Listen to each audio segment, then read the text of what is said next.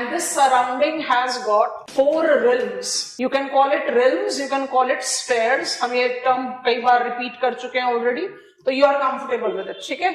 अच्छा, ये जो 4 realms हैं, इन realms को आप, क्योंकि हमें आज climatology का एक 3 PYQs हम आज डिस्कस करेंगे.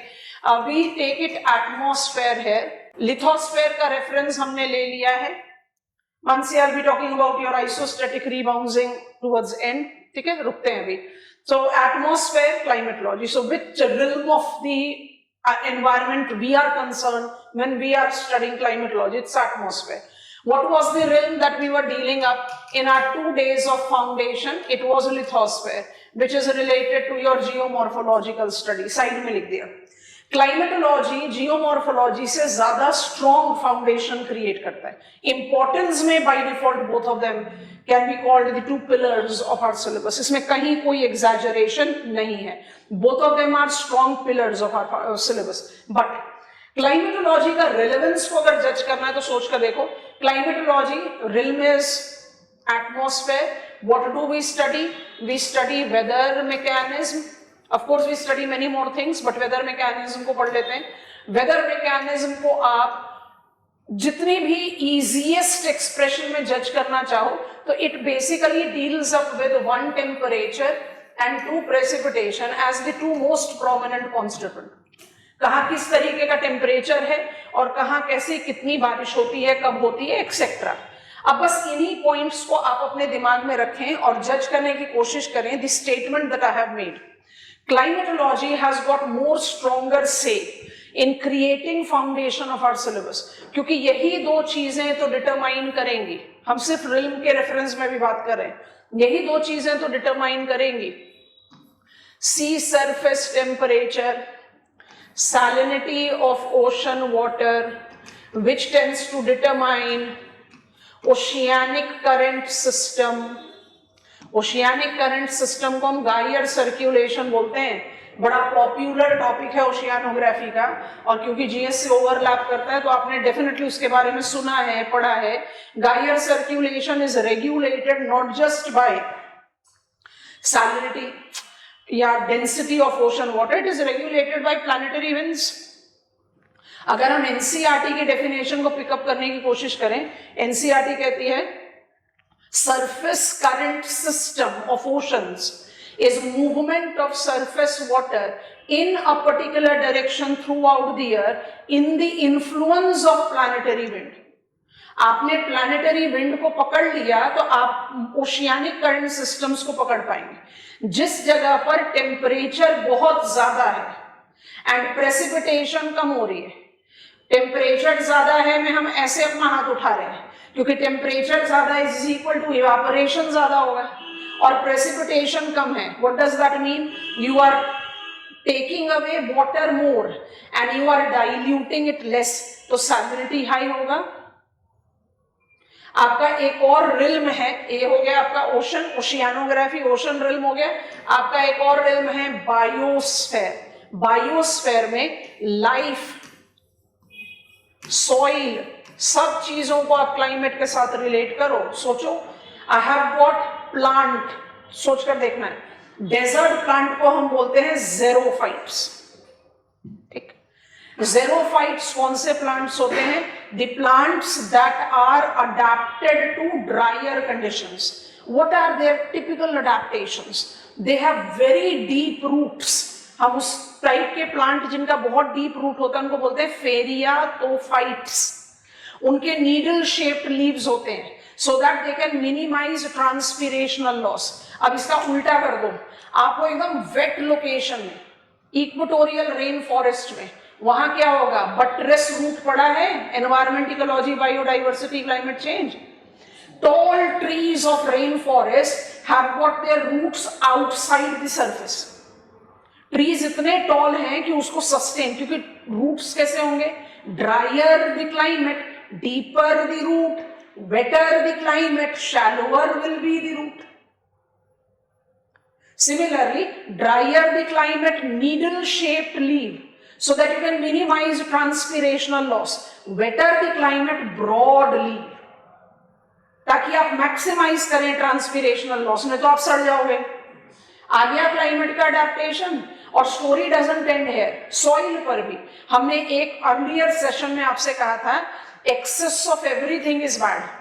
आपके यूपीएससी एग्जामिनेशन की तैयारी में भी लेस इज मोर का मंत्र अपने दिमाग में बिल्कुल बांध कर रखना। जो चीज आपके पास है, सोर्स मटेरियल है, उसी को आप 10 बार पढ़ो रादर देन 10 किताबों को एक एक बार पढ़ो, कोई फायदा नहीं उसका। सॉइल ज्योग्राफी में क्लाइमेट का क्या रोल हुआ? I have developed all the genetic horizons, school level है, पढ़ा होगा आपने। I have developed genetic horizon D, C, B and A. तो टेक्निकली मेरा सॉइल तो होना चाहिए फर्टाइल, बट हमारा क्लाइमेट क्या है? Excessively dry. तो जेनेटिक होराइजन ए में क्या होगा? Calcification. It will have extremely high pH value that will render the soil infertile. आ जाओ extreme wet condition में, it will result into percolational translocation, leaching, laterization will make my soil acidic, माने pH value बिल्कुल कम हो गया है, फिर से वो इनफर्टाइल हो गया। आपको समझ में आ रहा है? क्लाइमेट का इन्फ्लुएंस सिर्फ फिजिकल रिल्म्स पर नहीं है, क्लाइमेट का पूरा इन्फ्लुएंस ह्यूमन ज्योग्राफी पर भी है। इसमें डेफिनेटली हम बात कर सकते हैं कि ह्यूमन ज्योग्राफी में रिलीफ का भी इन्फ्लुएंस होता है, कोई डिनायल नहीं है, बट क्लाइमेट का सबसे ज्यादा होता है। आप कौन सा खाना खाते हो, आप कैसे कपड़े पहनते हो, आप कौन सा एग्रीकल्चरल प्रोड्यूस कर रहे हो। Why it is so that the staple food of temperate latitude is wheat, and why it is that the staple food of tropical latitude is rice? Because rice is a tropical crop, wheat is a temperate crop. Wheat को temperate colder latitude का staple grain कहते हैं, but country like India is one of the leading producers of wheat. तो खुद सोच कर देखो कि इंडिया में wheat का प्रोडक्शन कौन से सीजन में होता है? रबी। वो कौन सा सीजन है? विंटर्स, क्योंकि टेम्परेचर कंड्यूसिव होता है टू कल्टीवेट व्हीट। राजस्थान और लद्दाख में you have typical tendency of covering the head to toe, coverage करने का एक बड़ा टिपिकल ट्रेडिशन है। अब ये क्या है? Clothing culture. पर जब आप लद्दाख का कलर ऑफ ड्रेस देखोगे तो डार्कर शेड्स है, और राजस्थान गुजरात में पहुंच जाओगे तो वो जितने वाइब्रेंट कलर है उतने सोच सकते हो। हेड को कवर करने का रीजन लद्दाख में है अपने आप को कोल्ड वेव से बचाना, गुजरात राजस्थान में है हीट स्ट्रोक से बचाना। डार्क कलर पहनने का मतलब है हीट को एब्जॉर्ब करो क्योंकि ठंड से बचना है, और वाइब्रेंट कलर पहनने का मतलब है जितना ज्यादा रिफ्लेक्ट कर सको करो क्योंकि हीट से बचना है।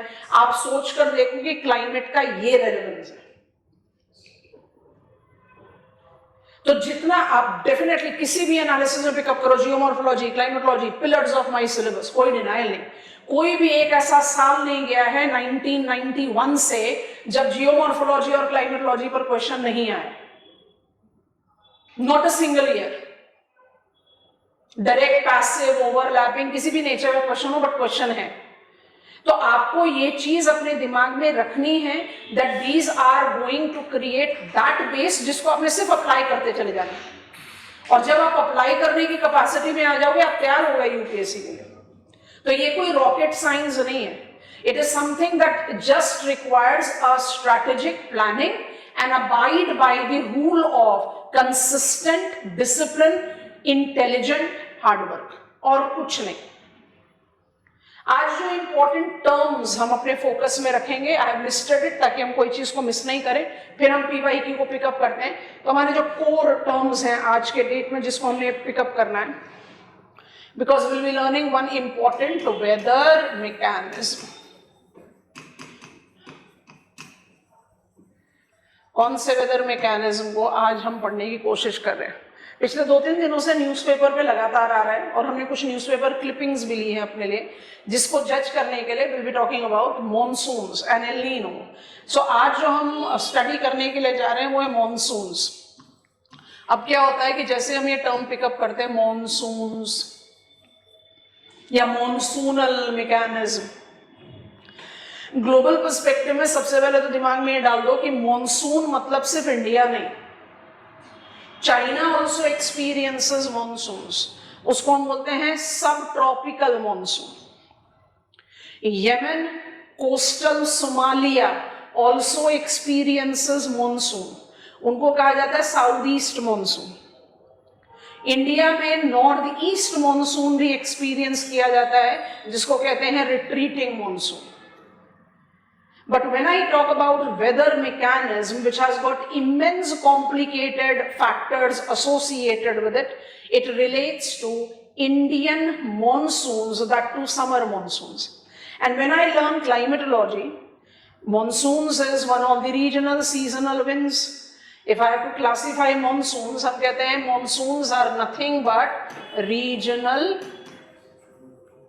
seasonal surface winds. और विंड्स कितने टाइप की है हमारे सिलेबस में? पहला कैटेगरी है प्लैनेटरी विंड, दूसरा कैटेगरी है रीजनल विंड्स जो हमारा मॉनसून है बाय डिफॉल्ट, तीसरा कैटेगरी है लोकल विंड्स। और जो प्लैनेटरी विंड्स हैं जिनको आप सिनॉप्टिक या ग्लोबल स्केल पर जज करते हो, वहां पर आप जेट स्ट्रीम्स को भी अप्लाई करते हो।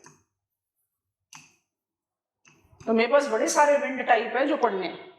ये जो रीजनल सीजनल विंड्स है इसको आप मॉनसून बोलते हैं। And these regional seasonal winds which are called monsoons have got different types on the map of world. And why it is so that even in paper 1, which is world geography, once I take monsoon, I by default learn Indian monsoon. तो क्या हम अपना paper 2 का burden को खत्म करना चाहते हैं कि चलो भाई पेपर 1 में ही मॉनसून पढ़ के निपटा लेते हैं? नहीं, Indian monsoons are one of the most complicated weather mechanism on the map of the world, and that is the reason classical times में चले जाओ, माने you are getting onto the classical approaches of the studies, there also you have got the monsoonal concepts. prehistoric time पर भी जाओ, अल बिरूनी किताब al Hind सुना है ना?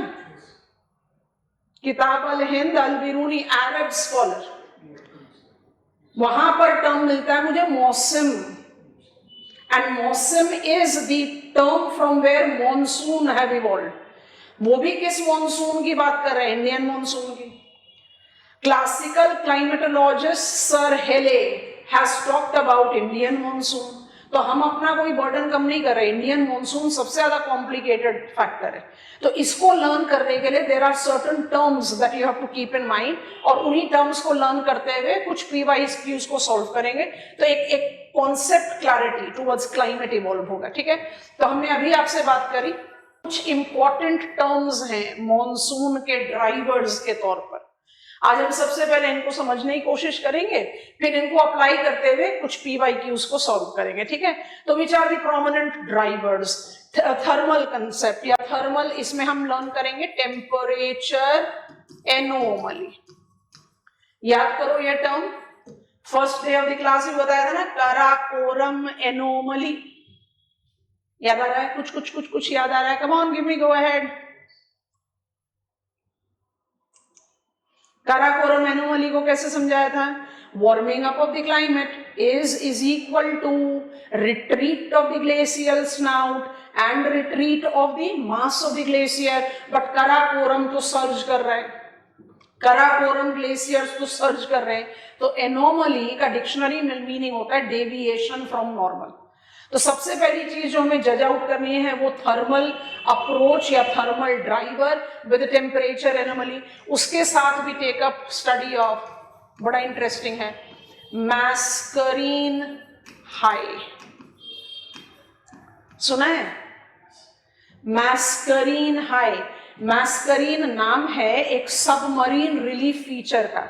अच्छा, कल तक हम जियोमॉर्फोलॉजी के बारे में बात कर रहे थे, आप सब इतना तो कंफर्टेबल हो गए that this is continental crust and this is oceanic crust, है ना? और ये मेरा मीन सी लेवल है। तो ओशियानिक क्रस्ट भी तो फीचरलेस लोलैंड नहीं है, वहां पर भी बहुत सारे फीचर्स हैं। तो जो फीचर्स मीन सी लेवल के नीचे होते हैं, जो ओशियानिक क्रस्ट में होते हैं, उसके साथ हम हमेशा एक प्रीफिक्स ऐड करते हैं। वो क्या होता है? Submarine, below mean sea level. तो सबमरीन रिलीफ है, उसका नाम है मैस्करीन रिज जैसे mid Atlantic ridge in Atlantic ocean, वैसे मैस्करीन रिज है इंडियन ओशन में, वहां से नाम हमने लिया है, और ये है एक हाई प्रेशर एरिया। तो जो मेन ड्राइवर्स होते हैं ना मॉनसून के, वो इंक्लूड करते हैं Mascarene high, temperature anomaly, it also include, इसी के साथ ऐड करते हैं, बहुत इंटरेस्टिंग है, Somali jet, Somalia, Horn of Africa. Somalia के साथ एक बहुत मेजर सा रॉन्ग अटैचमेंट है। जब भी हम फूड इनसिक्योरिटी, स्टारवेशन, हंगर की बात करते हैं, तो आयरनी है that we are always been shown the photographs of Somali child, because this is the country that is actually suffering from one of the most prolonged food insecurity. तो ये चीज है, ड्राइवर्स है, मेन टर्म्स है, ए लिख दिया, B लिख दिया, अब सी लिख दे रहे हैं। It also goes with tropical easterly jet.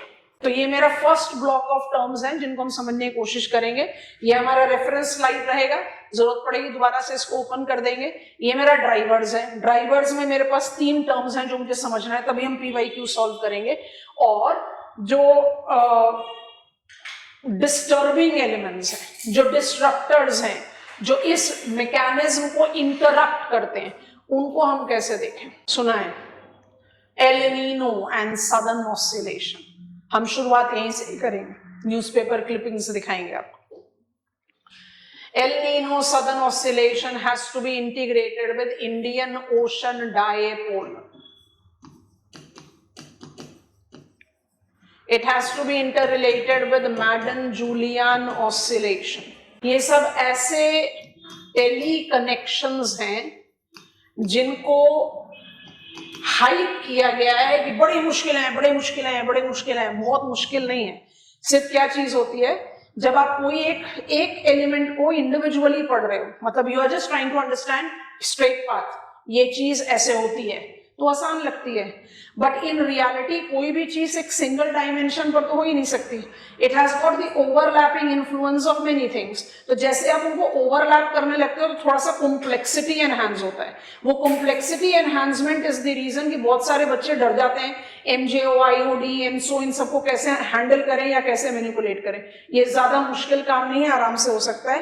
And we take these as disruptors. Disruptors और भी बहुत सारे हैं। Stratospheric sudden warming is the new mechanism that has been highlighted, but अभी हम उसके लिए बहुत छोटे बच्चे हैं, नर्सरी क्लास के बच्चे हैं, और वो ग्रेजुएशन लेवल की स्टडी है, तो अभी हम उनको इंक्लूड नहीं करेंगे। बट आप लिस्ट क्रिएट कर रहे हो तो हम स्टार मार्क करके इसको जरूर लिख देते हैं। SSW, it relates to polar vortexes. We cannot learn it just in a basic format. I'll make you comfortable with it जब हम जेट स्ट्रीम्स को डिटेल्स में क्लाइमेटोलॉजी में पढ़ेंगे। It is sudden stratospheric warming, star mark के साथ दिया है। I will not be talking about it today, but जब आप डिस्ट्रप्टर्स की बात करते हो, इट डू इनकॉर्पोरेट इट। ठीक है, तो हमारे कुछ की एलिमेंट्स हैं जो आज हमने पढ़ना है, बट पढ़ने से पहले जरा इसको देखो और इसको देख के थोड़ा सा जज करने की कोशिश करो कि हम आपको एक्चुअली बताना क्या चाह रहे हैं। Here it goes. मेरे ख्याल से 2 दिन पहले का न्यूज़पेपर का क्लिपिंग है, कुछ इंपॉर्टेंट पॉइंटर्स हैं, इसको पिकअप करके उसके बाद लर्न करने की कोशिश करते हैं कि आज हम पढ़ना क्या चाह रहे हैं। El Nino is here and you have notice आज के न्यूज़पेपर में आया हुआ है IMD का satellite imagery, cloud cover from entire land mass of India have vanished. अभी तक के पॉइंट पर we have got 60% less precipitation than normal. कुछ इंपॉर्टेंट एक्सप्रेशंस हैं, उसको जज करते हैं and then we start getting on with our PYQs. So this newspaper clipping takes into reference the understanding of El Nino, जिसमें जो सबसे इंपॉर्टेंट पॉइंट आपको जज करना है वो ये स्पॉट है जिसको हम हाईलाइट करेंगे, तो आप इसको देखते जाएंगे। Nino 3.4. Nino 3.4 is actually largely associated with El Nino Modoki. Pacific warming event is expected to strengthen through 2026, with forecasters seeing a strong chance that it could become very strong, and it is proving that it is becoming very strong later this year. Here what El Nino really is and how it can disrupt the weather across entire continent. El Nino takes shape quietly, and very important thing, no two El Ninos behave exactly alike. एक general rule हम बनाकर रखते हैं, if it is El Nino, I'll be having weaker monsoons. But that definition do not define, that definition or description do not elaborately says what is the effect of El Nino. क्योंकि El Nino can delay, can weaken, can completely terminate monsoonal mechanism. तो वहां पर भी variation है. It can be overcome by, it can be, its effect can be offset by what is happening more in our neighborhood, Indian Ocean dipole. तो effectivity बहुत very करती है, इसलिए no two El Nino can behave the same way.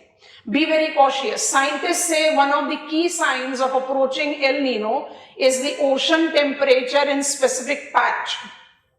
It is called Nino 3.4, which is right here. And of the Pacific, of the coast of South American coast, it stays 0.5 degrees above normal for 5 consecutive months. Sea surface temperature is on increase. IPCC's 6th assessment report have established with 100% confidence. 6th assessment report हमारे पास है, 7th is in making. जब आप बात करते हो IPCC's assessment report की, it says with 100% confidence 90% heat added to the climate system by human activity is absorbed by water. तो अगर पानी हीट को एब्जॉर्ब करेगा तो गर्म तो होगा ही. And this warming, if remains consistent for 3, 4, 5 months, we start developing the effect of El Nino. और यहाँ पर 0.5 degree Celsius temperature increase off the coast of South America have been there for 5-6 months. So this is basically giving me the El Nino beginning. यहाँ पर कहानी खत्म नहीं हो रही, आगे देखते हैं. It very clearly gives me, I want the reading part to be enlarged, फिर diagram पर उसको overlap कर देंगे.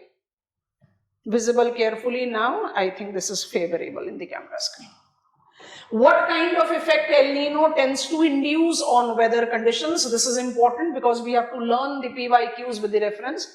It makes it a point to flip the usual direction of ocean and air current.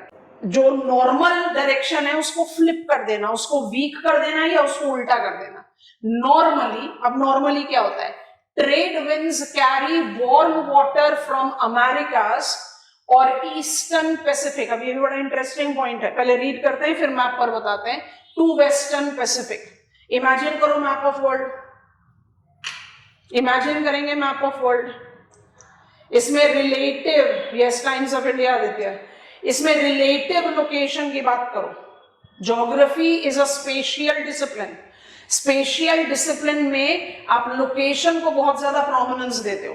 अब आप Americas, we are very habitual, मेरा globe को हम मैप पर हमेशा ऐसे खोलते हैं, इसलिए हमें पैसिफिक ओशन हमेशा अपने मैप के 2 साइड में डिवाइडेड दिखाई देता है.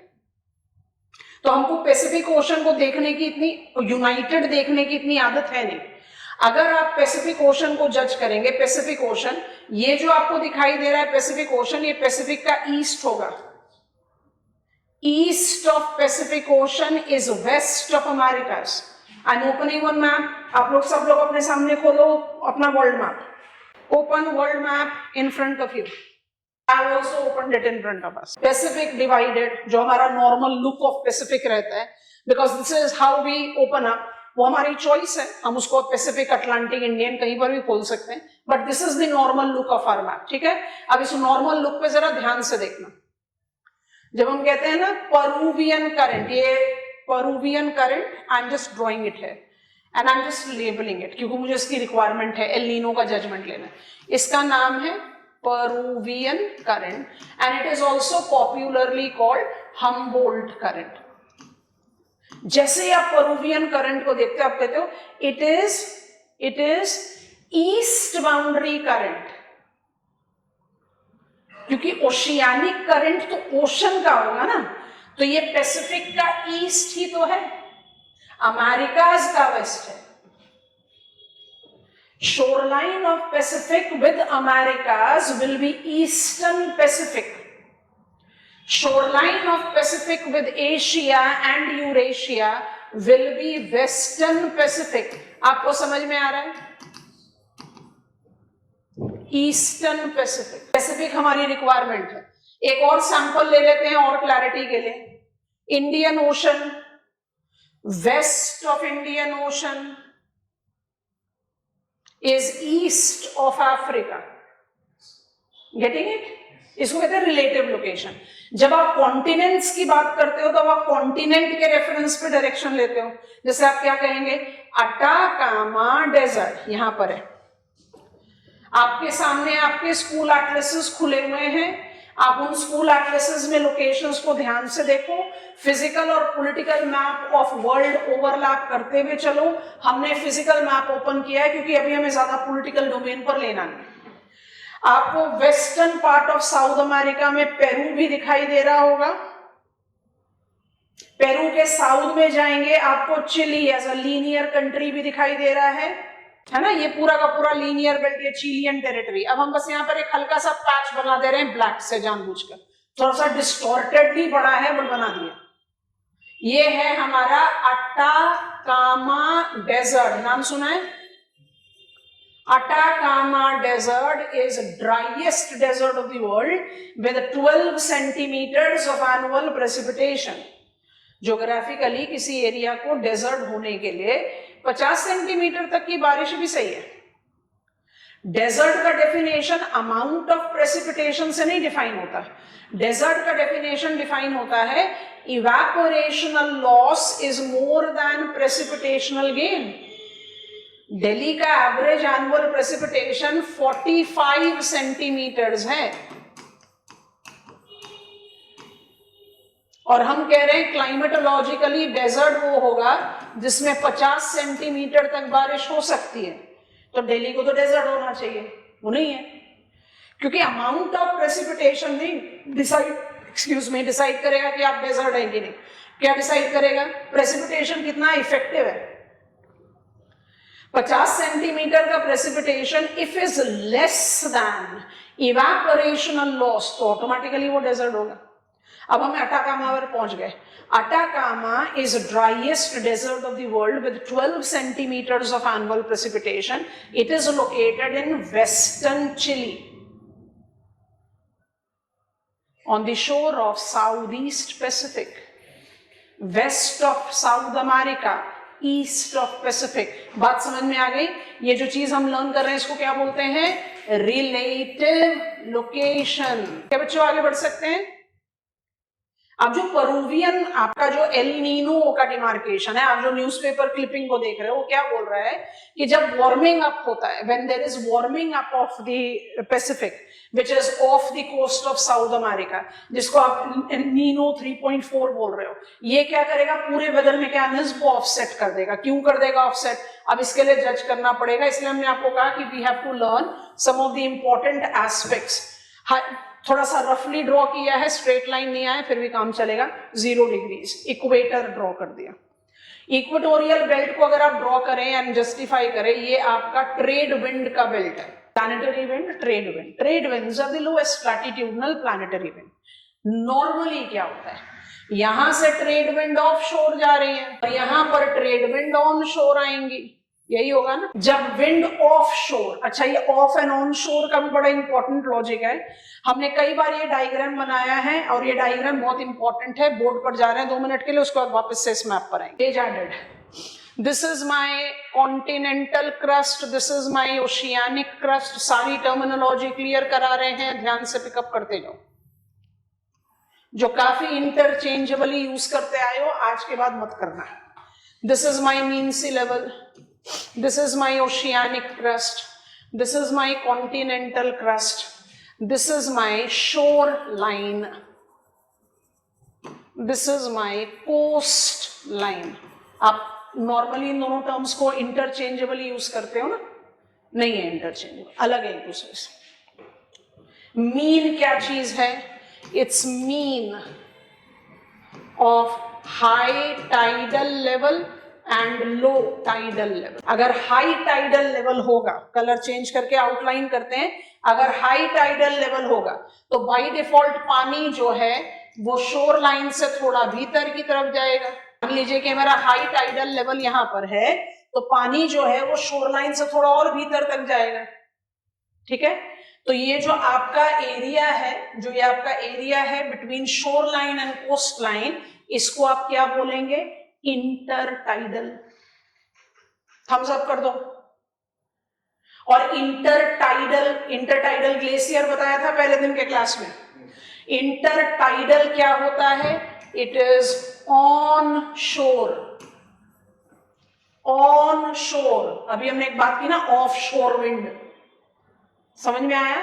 शोर लाइन से लैंड की तरफ, ऑन शोर, एंड शोर लाइन से वाटर की तरफ क्या टर्म हो जाएगा? अब फिर से इसमें विंड को ऐड करो, क्योंकि हमें अल्टीमेटली आज क्लाइमेट के कंटेक्स्ट में इसको पढ़ना है। अगर विंड ऐसे चल रही है एंड विंड ऐसे चल रही है, बी, कोशिश करो नेम देने के लिए। zigzag white arrows are wind is horizontal movement of air। मेरे पास दो तरीके के विंड इस डायग्राम में आई है, ए और बी को आपने नाम देना है, मदद कर दो, हम यहां लिख देंगे आपकी मदद से। ए लैंड से वाटर की तरफ जा रही है, इसको कौन सी विंड बोलेंगे? ऑफ शोर विंड। वो लैंड से वाटर की तरफ जा रही है।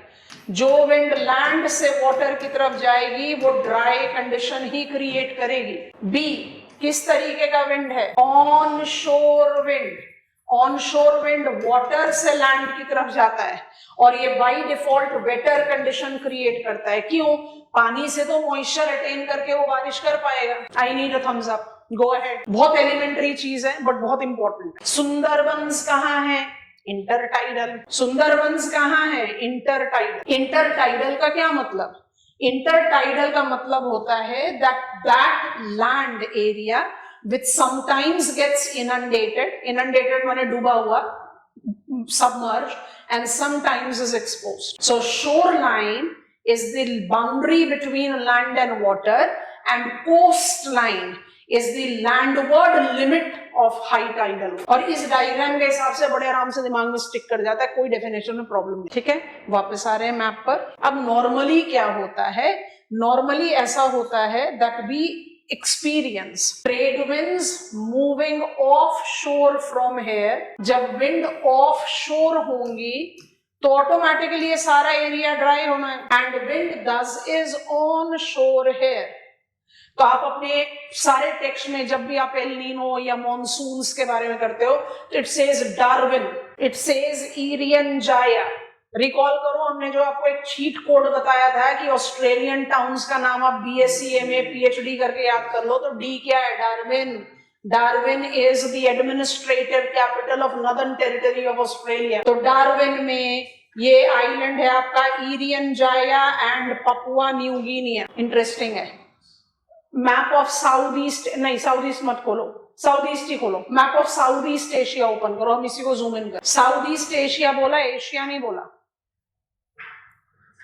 हमारे पास तो थोड़ा पुराना प्रिंट का स्कूल एटलस है जो हमने आप लोगों को लेने के लिए कहा है। हमारे पास 5th एडिशन है, आप लोगों के पास तो शायद 7th एडिशन अब आ गया।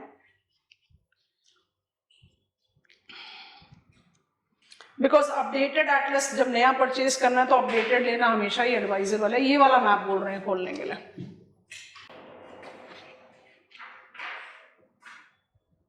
Done.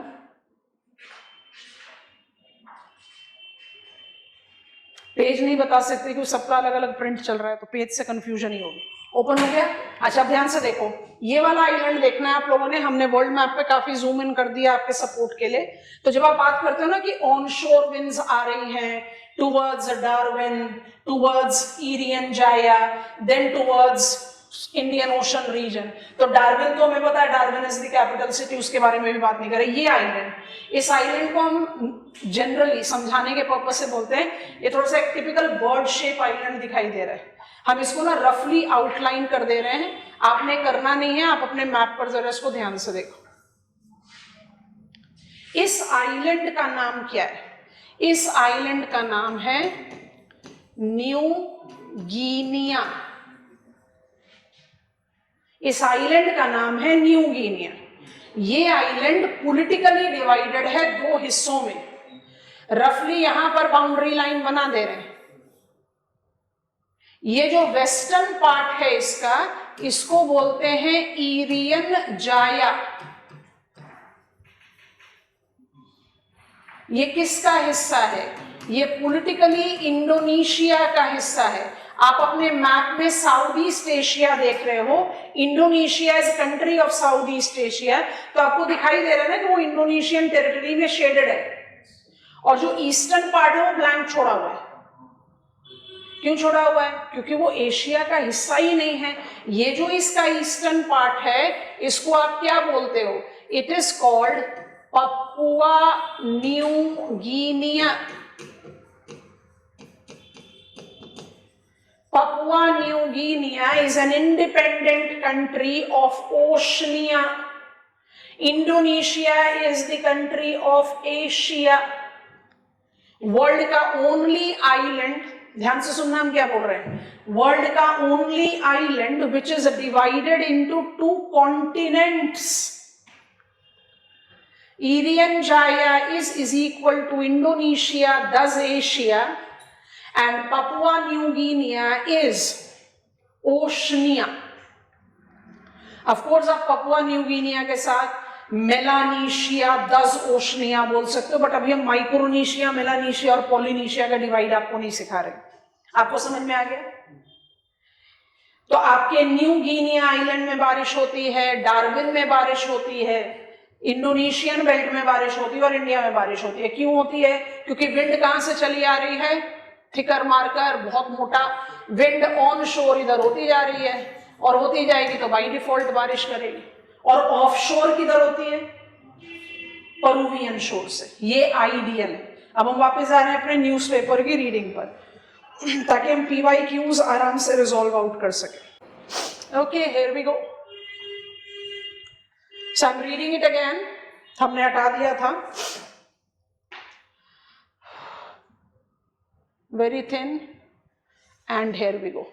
El Nino makes it a point to flip the usual direction of ocean and air currents. Normally, trade winds carry warm water from Americas or Eastern Pacific to Western Pacific, that is Asia. But when El Nino gets into act, warm water from near Southeast Asia gets sloshed towards America. जो normally जाना चाहिए Asia की तरफ, वो जाना शुरू हो जाता है अमेरिका की तरफ।